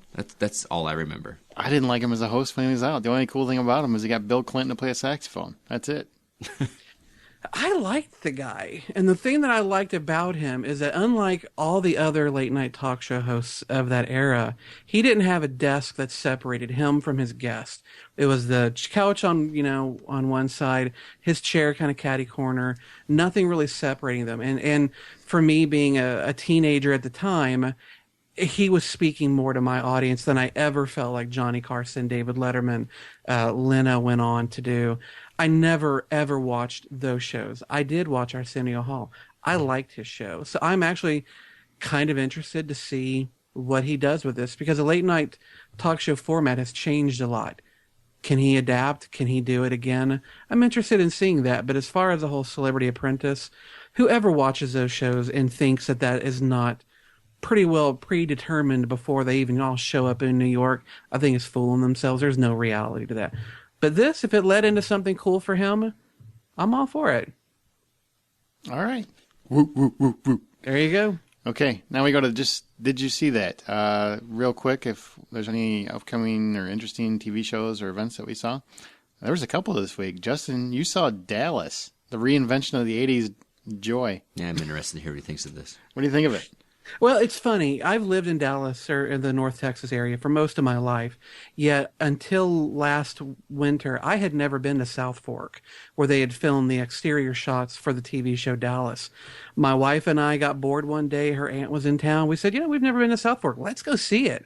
So we went. We saw it. It was interesting. Like most places like it, it's much smaller in person than it looks on television. But it was interesting to go do it. Now watching this show, which is not a reboot, it's not a reimagining, it's just picking up these characters further down the road, but now focusing more on their children. It's funny now to see those locations and say, oh, I've been there. I've seen that. That looks cool. They got rid of some stuff around there. I like the show. I actually genuinely enjoyed the first 2 episodes of it that I've seen. I think the guy that's playing John Ross, JR's son, he looks conniving. He's perfectly cast for the role. Everybody in it, I'm a fan. It's good, and they didn't fuck up the intro song either. They didn't try and dubstep that shit. It is a traditional Dallas intro music. My wife even watched it and liked it too, and she's not a soap opera kind of gal, but she enjoyed it. I enjoyed it. I'll keep watching. Okay, and Brian, you saw the Falling Skies premiere, second season premiere? Yeah, it was a little 2-hour premiere. It picks right up where the last season left off. It's got a decent amount of tension and drama, although there's a kind of a subplot with one of the kids there that seems to kind of drag a little bit. I wish they'd kind of hurry up and do something with it. But the basic plot is aliens have attacked Earth, and it's Earth, and it's well after that. They're using our children as slaves, and the humans are only existing in little pockets throughout the world. But the story follows Noah Wiley, who most people know from ER, and his 3 sons and his girlfriend as he leads a resistance against the aliens. So it's actually pretty good. The special effects are better than Sci-Fi Channel, but of course not as good as cinema quality. But it's got a decent story, and this basically this band of people are, they're basically just having to stay on the run to keep away from the aliens. So Okay, now when for a TNT show, it's actually pretty good. When you say the special effects are better than sci-fi, sci-fi generally has a guy with an alien head on a stick running around chasing octopuses. Is it better than that? Is that what you're saying? It's octopi. It's it's not Crocosaurus versus Mega Shark or something like that. Yeah. It's pretty good. I mean, it's pretty decent special effects. Like I said, especially for a TNT show. Now, is it moving a little faster? Because I watched the first few episodes of the first season and I was bored to hell.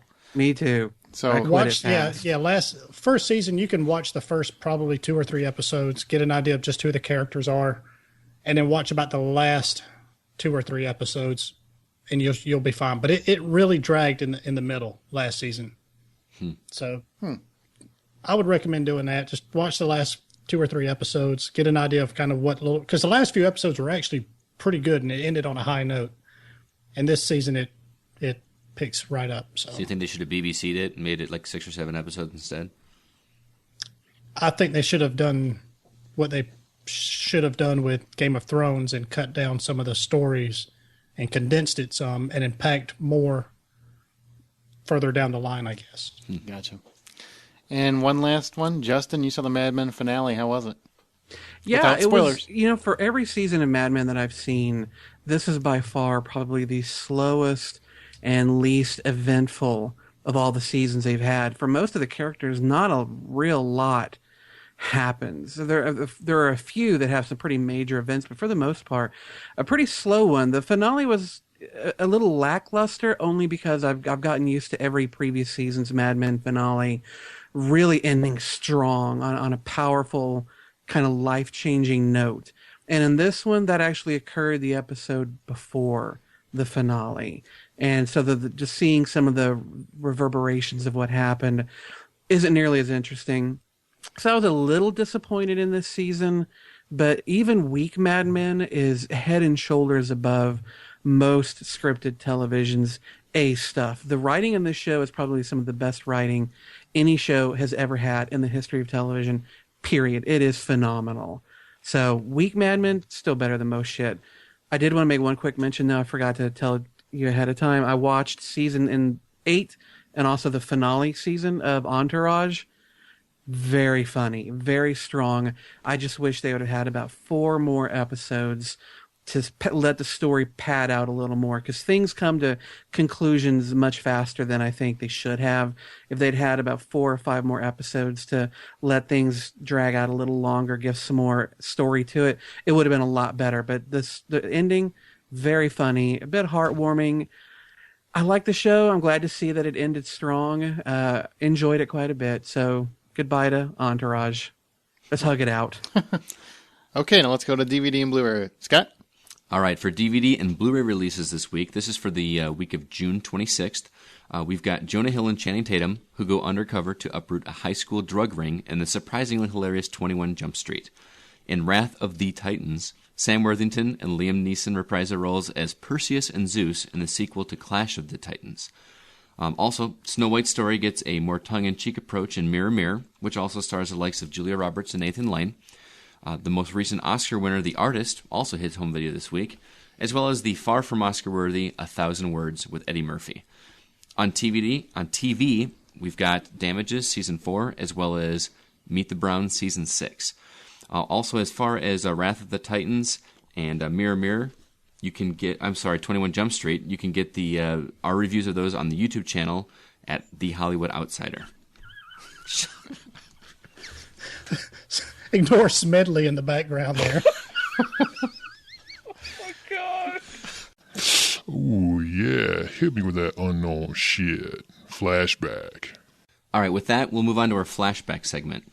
This is where each week one of my fellow hosts brings to the table a lesser-known or obscure film that they are fans of and would like the rest of our team as well as our listeners to make sure they check out. This week we've relied on our favorite Southerner, Brian, to grace us with his edition. Brian, sell us your movie, man. All right, thanks, Scott. My pick is actually a 2-part biographical movie. It's called Mayrene. And I'll go ahead and spell it for you to look it up. It's Mesrine. Again, it's a biographical telling of the French gangster Jacques Mayrene, and his run as public enemy number one throughout the 1960s and 70s. He was infamous for his bravado and his uncanny knack for disguises. Murder, robbery, and outrageous prison escapes. This guy's done them all and would not only tell you or the press that he did them, but he would tell you that he will do them again. There's actually 2 parts to this full movie. The full movie it's really about a little over 4 hours worth of movies, but it's broken up into 2 different movies. Maureen, Killer Instinct is part 1, and then Maureen, Public Enemy number 1 is part 2. So the movie is in French and it is subtitled, but it does not take away from the gripping story, exciting action, and strong acting from Vincent Cassel as the Jacques Maureen. And you can find it on Netflix. Okay. Well, thanks, B. And that's however he spelled it, because I have no idea. I'll spell it one more time. Mesrine. Excellent. So if you like gangster movies, you'll really like this. Okay. Now let's go to From the Outside In. That's where each week we talk about a topic that's on ours or listeners' minds. The films we are most looking forward to for the second half of the summer. We're each going to pick basically our favorite top 2 movies that we want to see in July and August. And we will stipulate one because nobody wants to lose their chance at sharing their movies. Dark Knight Rises is one we all want to see. So let's start with that one. We're going to have a spoiler cast on this movie, as well as probably the series, and just kind of do like a special edition thing. But here's basically what the plot is. Bane, Catwoman, Bruce Wayne, and the conclusion to the trilogy. That's Dark Knight Rises. I want to see it. Nobody really knows the intricacies of the story because Christopher Nolan has done a great job of keeping that pretty much on the down low. I don't want to know. It's one of the few movies I'm not reading much about because I just don't want to know. I'm not watching any more trailers. I'm just letting it go. What about you guys? There's actually a new trailer that came out this week, a TV spot, but I've avoided it like the plague because I've seen enough. I want to see the movie. So stoked. Yeah, agreed. I don't want to see any more trailers. Going as clean as I possibly can. Clean sweep. Absolutely. Yeah. Is there anything about this that you're hoping to get out of it? I'm curious. Before the movie comes out? I'm hoping to get a good understanding of the character of Bane because I didn't watch the TV show much as a kid that featured Bane, and I don't follow the comics much at all. I'm really interested to hear what that story is because I've heard that it's a very intriguing arc of the Batman universe. The comic book is really interesting. I don't know if they're going to follow suit with that because that would be difficult. Well, let's do the movies we're most looking forward to outside of Dark Knight Rises. Brian, why don't you start?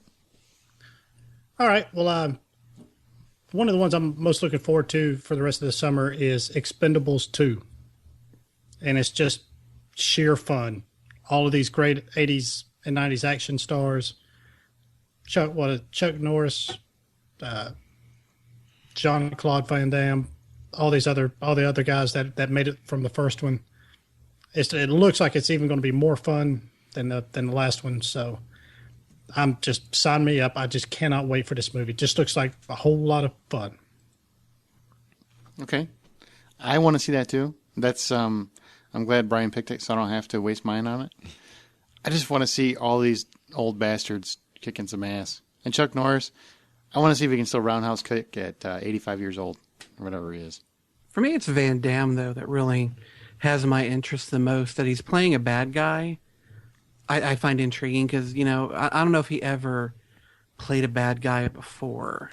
So to see him kind of go that route in this one, playing against all of these other aging action stars, is an interesting enough idea that I'm definitely interested. But if he does the splits. Is that really the number one reason you want to do it? For the splits? Not that I'll admit. Well, that opens August 17th, so okay. I'm looking forward to that one. What else? Oh, you want me to keep going? All right, well, I'll go with my next one is Lawless. It's about the true story of the infamous Bondurant brothers, a bunch of bootlegging siblings who made a run for the American dream in Prohibition-era Virginia. It's inspired by the true life tales of author Matt Bondurant's family in his novel, The Wettest County in the World. The loyalty of three brothers is put to the test against the backdrop of the nation's most notorious crime wave. So it's even though Shia LaBeouf is in it, there's enough. The movie looks good. Tom Hardy, Jessica Chastain, a few other lesser known people, but people you may recognize their faces. Comes out August 31st. So looks good. Isn't Guy Pearce in that one? Yeah, I believe he is. He looks fantastic in the trailer. Mm-hmm. He looks really Isn't he good. playing an Elliot Ness type? Yeah. Or if I'm remembering correctly. Yeah, you're remembering correctly. Scotty, what do you want to see? Mine are two giveaways. Nothing fancy here. I'm looking forward to seeing The Amazing Spider-Man. It comes out on July 3rd. I love the original Spider-Man. Not nearly as much as you did, Aaron, but it's a lot of fun. I like the guy that's playing the new one. I love Emma Stone. It looks like one of those movies that I'm going to have to see in 3D because the 3D on this looks pretty incredible. Looks a lot of fun. I'm interested to see the story goes. Very excited for that. Also, on another 3rd is August 3rd's release of The Bourne Legacy. I know we crack a lot of jokes about Jeremy Renner being in everything, but he looks like a good natural progression for Jason Bourne's character. It looks very action oriented without the shaky cam that the last couple movies had. I think it looks a lot of fun, and I'm looking very forward to both of those good action flicks for the summer. I'm really sad because I kind of want to see current Matt Damon play Jason Bourne because he's gained a little bit of weight. He got a little dad pound on him. That We Bought a Zoo where he looked a little husky. I'd like to see that guy try to fight in an alleyway. That would be fun.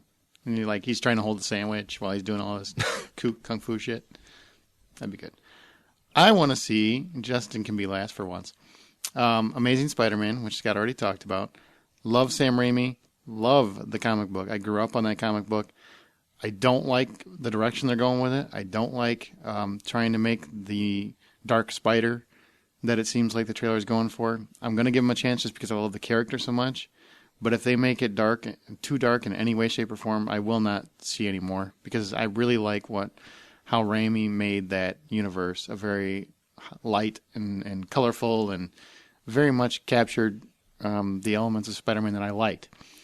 Hoping that this is just going to be a reinvention of the character I love because it's the character. I don't love Sam Raimi's take on the character. I just love the character. As long as they stay true to the character, I want to see it. So I'm going to check that out. Andrew Garfield is the guy who plays Peter Parker in that. I think he's an interesting casting choice. I think he'll do good. Emma Stone, hands down, is a good actress. I have no problem with her.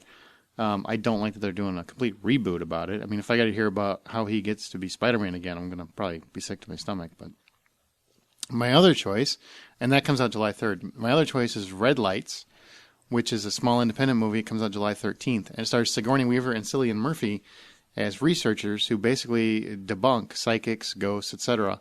by detecting quote-unquote red lights, which are the subtle tricks that are behind every staged supernatural happening. Robert De Niro plays a psychic who was Sigourney Weaver's adversary for most of his life. He went into hiding, and he's coming out of retirement. And Cillian Murphy wants desperately to debunk him and his psychic ability, and the two end up going head-to-head. I just think it's an interesting concept, great actors, so I'm really curious as to what kind of movie that's going to be. Mm-hmm. There's a lot of, obviously, Expendables 2 I really want to see, and there's a lot of movies I want to see that are just fun summer action movies. This is a movie I want to see because it sounds different than everything else in the summer. So, Justin? Well, I had two choices. Scotty stole one, so I only have one choice for this segment. Total Recall comes out on August 3rd. It's a reboot of a film that a lot of people, I think, venerate more than it deserves. It was never that great a film. Its camp value was probably its shining virtue, but the reboot, while they're taking the name of the film, they're making a lot of changes to the story. I'm curious about how they're going to do it, how they're going to pull it off. Colin Farrell, I think, is a really good actor who unfortunately has made a few bad choices. They seem to kind of haunt him a bit, but the guy has done movies like In Bruges that prove that he is a good actor. So I'm really looking forward to seeing how he's going to redo the Arnold Schwarzenegger role. Bryan Cranston's in it, Kate Beckinsale, Jessica Biel. It's got a great cast. It looks phenomenal. So Total Recall of the next 2 months, probably my biggest, most anticipated film. What is the other one you wanted to see that Scotty stole? I want to see Bourne Legacy. My wife is incredibly interested in seeing it. Apparently it's got some new up-and-comer, Jeremy Renner. Never heard of the guy. Supposed to be kind of the new thing. But he looks like he does an amazing job. I like that they're tying in the narrative of this story with the previous films. Matt Damon did a great job, but I'm glad that he didn't, dig into the dirt to keep doing more and more of these. He stepped out on top. Now Jeremy Renner can take this franchise in a new, hopefully incredibly interesting direction. So this will be one of the few movies my wife will probably actually leave the home to go see. She likes Renner that much. Every time the commercial comes on for it, she just sighs. Is Bourne our, and by our, I mean American James Bond? Yeah, I would say. Yeah. Could be. Yep. I would agree with that. Why? Well, I'm just curious. I mean, with James Bond, I mean, it's just kind of an ongoing, for the most part, pretty much just an ongoing character. Mm-hmm. And there's no real specific timeline of the events, whatever. It's just one event after another. And, that they've had different characters play him. I'm just kind of wondering if maybe that's what we're seeing with this. I mean, I'm for it. It sounds good, but it just kind of looks like this might be our American James Bond. Unfortunately, both those films come out the same weekend, so I may have to go to the theater twice in one weekend. I'll believe what a tragedy. When I see it. I'll believe it when I see it. You're going to flip a coin, and whatever your wife says is going to win. No, I'm not like you guys. I'll go see her movie, and then when she goes to work on Monday, I need to go to the movies. And it's for a podcast. It's my job. It's my job. Okay. Well, those are the movies that we're interested in. Be sure to check them out. They're coming out in the next couple months. Right now, we're going to go to emails. So here, our first email comes from Sean. After hearing everyone's review, I would like to also add a tidbit for me. He's talking about Prometheus. I also wanted to like it more. I think the storyline was just a bit confusing, and I was waiting to get the aha moment. I assume he doesn't mean the band. I actually wanted two of those moments. Nobody? Nothing? Okay. No, we just chose to ignore that horrible joke. Take on me, brother. Thank you, Scott. God bless you. High five. Jesus Christ bless you. I actually wanted two of these moments. One, to figure out how it tied into the Alien movies, and two, to figure out what the black stuff really does. I also think if the Alien movies were never made, Prometheus would have been a lot better movie because many of the faults would have not been in the movie. Does anyone else feel this way? Yes, I said that in my review as well. Side note, why is Prometheus so much more technically advanced than the other ships in the franchise, even though it is set in the past of the timeline? That's a good question that Star Wars should answer. No, it's not that hard to understand. And it's a different answer than the whole Star Wars thing, but for this film, this was a ship built by an incredibly rich man for a group of scientists to go and perform a task that he hopes was going to, lengthen potentially his lifespan. Therefore, ergo, i.e., the ship he builds is going to be fucking state of the art. It's going to look crisp. It's going to look clean. And that's what they're going to go out in. The Nostromo was a miner's ship. It wasn't built to be pretty. It wasn't built to change humanity. It was built to carry a bunch of miners and the shit they mined from one place to another. My thoughts exactly. Okay. No, sorry, but yeah, I don't buy that. But I don't either. But it's a very passionate and well thought out argument. But I call bullshit. No. Yeah, exactly. It's more believable than the Star Wars deal, though. I agree with that. Yes, because the Star Wars deal makes no sense. Mm-hmm. What? The fact that you're going to have a society that's pre-war and post-war, one's going to look a little different than the other? Somebody's had this argument before. Yes, I have. I'm not having it again. Let's move on. All right. We're going to get another email from Sean. We kind of agree with you, Sean, to some degree. And I did make that mention last week. I think Prometheus, personally, would have been a lot better if Alien wasn't part of it. But whatever. I said the same. Yes, Very you did. good email. Yep. Okay, and the next one comes from Jess. On spoilers, we talked about spoilers last week. I personally go for a happy place between outright spoilers and having some expectations. Brian, yep, calling you out. I find it interesting that you say you want to know as little about it as possible going into a movie, yet at the same time dislike Drive, you fucker, because it was slow and had no real action sequences. I know that review was a while ago, but I have to give you shit about it. Going into that movie knowing it was a cerebral thriller and not an action blockbuster made a huge difference, and I guess I don't hate Ryan Gosling, so that helps. Perhaps if you allow yourself some amount of prior reading, you won't be so disappointed. On that note, you guys really do a great job of talking about films in a thoughtful way without giving them too much away, which is much appreciated. Apparently you didn't hear me talk about Wanted. Thanks again, Jess. P.S. I guess I'm not going to bother watching Prison Break now that I know how it ends. Not the only one. Brian, do you want to address anything since You're welcome she called on you that. out? Yep. Yeah, hey, let me get this list out real quick. Uh-oh. Yeah, really kind of picked a scab right there with bringing up Drive there. But, Great. total misunderstanding. I want to know enough about a story when I watch a preview. I want to know enough about a story to get me to want to see it. Mm-hmm. But I don't want to figure out the whole story by it either. Prometheus did a pretty good job of that. There's Batman is kind of doing it up till lately. I know they've had one or two new trailers out, so I haven't watched them. But lately, they've done a good job about that too. You see some of the characters, you see some of the action, but you don't really know what to expect whenever you go see it. That's what I like. Not like The Notebook, where they tell you the whole story in a minute trailer. Mm-hmm. Drive specifically was marketed wrong. I agree with that. In my opinion. It was, the previews showed a lot of car chases, even though it was basically just the one car chase. One car chase. In the opening scene? Yeah.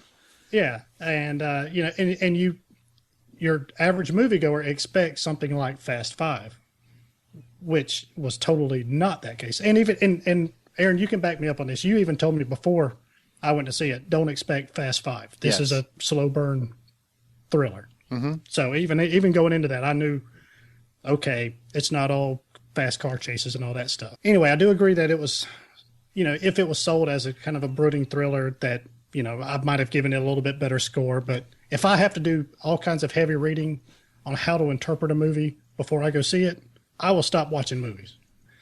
And I know I give Gosling some grief, but, he is a decent actor and he's almost as sexy as I am. So just saying. Total misunderstanding. Well, I like your well thought out response. Our last one comes from that wonderful signature Gringo in Hawaii. I love that. I only started listening for the last month or so. Love the banter.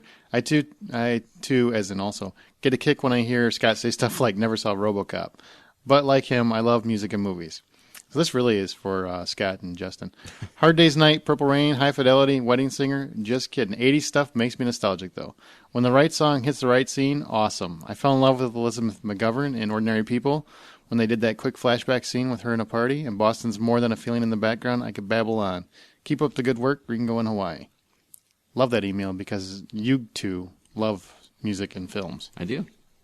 Yeah, Purple Rain is a pretty shit movie, but that soundtrack is fucking awesome. Prince is awesome. Yeah. I just want to start singing right now. We got to move on. Purple rain. Dearly beloved, we're gathered here today to talk about this thing called life. So I take it you two think that Gringo is a genius at this point? Absolutely. Yeah. His name alone. He should do his own podcast, Gringo in Hawaii. I'd listen.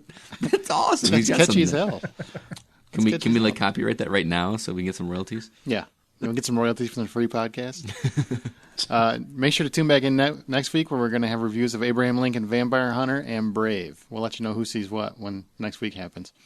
Make sure to stay through the credits. There's always a few outtakes, and you might get to hear some of the openings that we had that didn't quite go so well. Probably a good chance of that. TheHollywoodOutsider.com is our website, and just keep in mind it's not a constantly updated website. It's strictly for the podcast. Facebook.com/The Hollywood Outsider if you want to get in touch with us or like us. Email us at feedback@TheHollywoodOutsider.com if you have some topic ideas or you want to stump the whole question. Which reminds me, we didn't actually get the answer. So let's go back to Scott Clark. Let's go back to Scott Clark real quick and get that stump the hoe answer. What was that question for? Because nobody remembers. It was so long. I'll give you the short version. Basically, Pixar, did the upcoming movie Brave, they almost went out of business, kind of lost it there at the end, and they had something that brought them back right before they released Toy Story. And so which of these was it that brought them back to the fold and helped them finance the big blockbuster hit Toy Story? Was it computer animated commercials for Tropicana and Listerine? Short films, which later became a staple at the beginning of theater release films. C was a short-lived animated television series about vegetables living on a farm. Or lastly, animated commercials sold to theaters, reminding patrons to keep quiet during the theater. I believe Aaron and Brian both said C, VeggieTales, and Justin said D, which was the animated commercials. The correct answer actually was A, the commercials for Tropicana and Listerine, believe it or not. Wow. They did those animated commercials.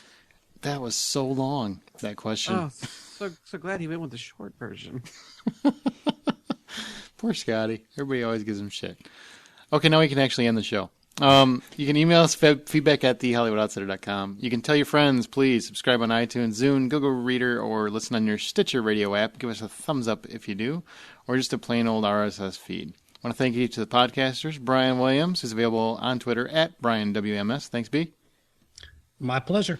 Yes, it is. Justin McCumber, host of the Dead Robot Society, weekly podcast for aspiring writers, available at deadrobotsociety.com, and also just nominated for a Parsec Award, like we were. Woohoo! Congratulations, Justin. Thank you. And Brian, you are my cat litter. That's I hate you. Brian accidentally called his wife cat litter. Yeah. You Come big again? catnip. Yeah. He meant catnip, and he said cat. You're my cat litter. You're the thing I bury my Yeah. birds in. That's what I get for trying to be sweet. Apparently, I'm so ingrained with Apple. I've got autocorrect on my fucking mouth right now. Oh, Nice. man. So how's that And couch it does- feeling? And it works just as well as it does on the iPhone. And Justin's book, Haywire, is available now on Amazon, Barnes & Noble, iBooks, and for your Kindle or Nook. Scott Clark, who is the host of the Official Thread podcast, which has 2 new episodes recently. Monthly podcast for gamers, available on iTunes, Stitcher, and at Official Thread on Twitter. Scotty, thanks for being here. Not a problem. I'm actually becoming a PC gamer, believe it or not. That's awesome. We should listen to the Official Thread and we'll know more about that. With that, we are the Hollywood Outsider Podcast, nominated for 2 Parsec Awards, which we're very proud of. And the next time you go to a theater, buy popcorn. Buy Jew Bears. Covered in popcorn.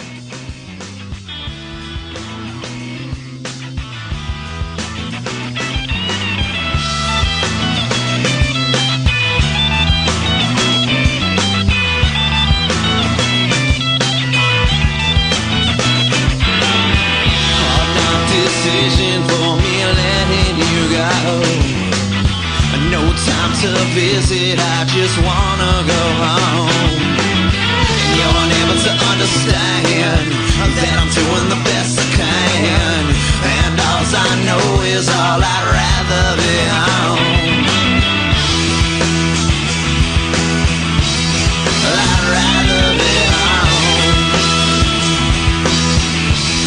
I'd rather be home.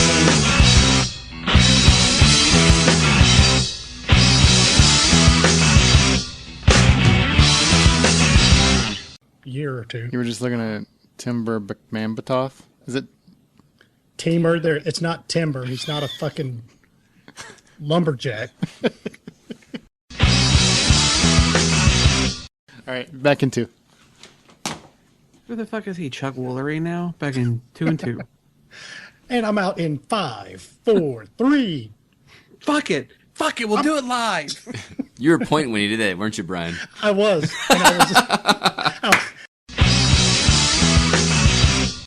Julianne Hough. She is so gorgeous. She has the most gorgeous eyes I've ever seen in a Those long just time. cornflower blue. Mm-hmm. And I was so in love. Yeah. Cornflower blue? Yeah, just Damn, so. did you Did you not just see Fight Club? Come on. did you just go Fight Club on us? This is the Hollywood Outsider, a weekly entertainment podcast where this week we are looking at upcoming releases, including Magic Mike and Ted, reviewing Rock of Ages, and That's My Boy. We talk about the latest in movie and TV news, our own trivia, and Flashback DVD segments. Who's laughing, motherfucker? The From the Outside In. That's my boy.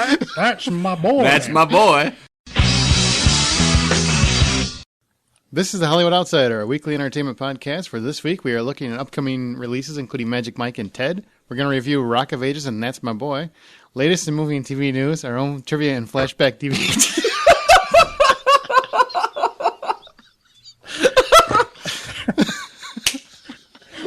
just say it normally.